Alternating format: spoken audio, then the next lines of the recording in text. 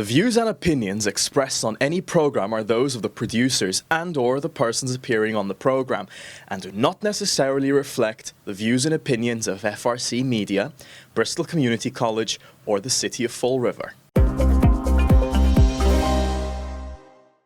Time now to check in with the latest economic development and business news in Fall River. I am joined, as I am weekly, by Kevin Lawrence. He's the editor, publisher, and owner of Fall River Development News on Facebook. Kevin, how are you this week?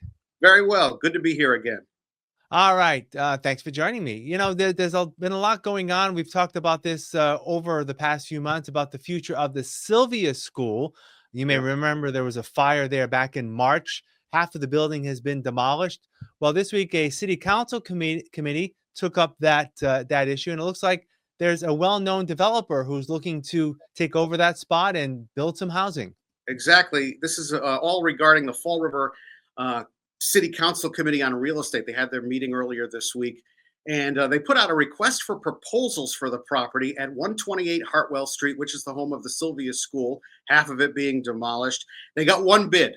One person interested in it, and that is a well-known businessman. His name is Anthony Cadero, who owns Cadero Properties.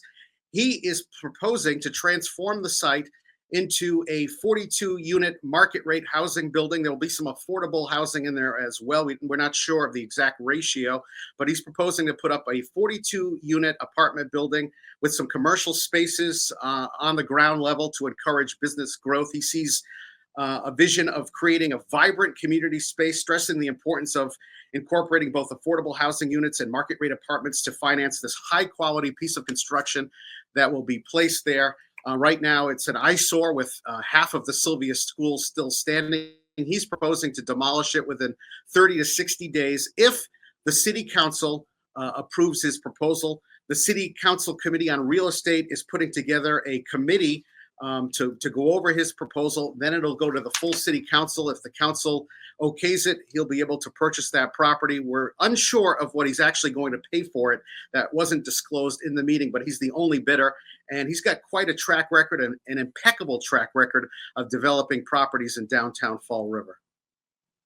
And I know just literally right down the street, you know, if you look at where the Silvia School is, there's the Cosmopolitan Dispensary right next to it. And then the other side of that, I believe Mr. Cadero is looking to develop that as well, right on Hartwell. Correct. He owns it. It used to be the Thomas and Edison Light Station. They tore that down a few years ago. He owns the property now, and he's proposing to put up two buildings there with 102 units in total in those two buildings. So there's going to be a lot of market rate apartments, some affordable components as well in those spaces. But we're envisioning maybe three buildings, with the Silvia School property being one of the new buildings and the other two buildings going on the Thomas Edison Light Station property right down the road at Hartwell Street. And that should be very exciting. And you're going to be seeing these from the highway, these buildings. So it's going to be very visible to commuters passing through Fall River. And we also talked about a couple weeks back that Mr. Cadero also owns that property between Bedford and Pleasant Streets. Yes. Again, I like to say it near the Salvation Army. He's going to be developing a mixed-use facility there as well. So a lot going on with Mr. Cadero. And, of course, Commonwealth Landing, we all know, on the waterfront as well. So a lot going on with Mr. Cadero. All right, shifting gears, a couple of restaurants making some news. The former Boston Market location, which is where China Royal used to be, to make a reference. Now, that's been closed down for a while. It looks like another restaurant's going to be in its place, Popeyes. Yeah, this is 30 12th Street, the former Boston Market location. It's right near the CVS. China Royal used to be there. It's been vacant for quite some time, and we've just learned that Popeyes restaurant, which is currently on Pleasant Street, will be moving down the road and occupying the vacant Boston Market location.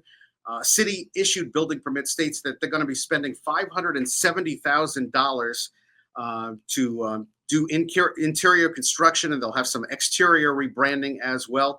It'll become a Popeyes restaurant. They're already moving forward with it. So by the end of the summer, I would anticipate they'll be making this move.